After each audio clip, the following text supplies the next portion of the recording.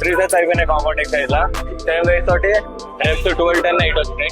Setup వచ్చేసి లో incline పెట్టుకున్నా, మరి హై పెట్టుకోలే. 45 degrees కంటే తక్కువ.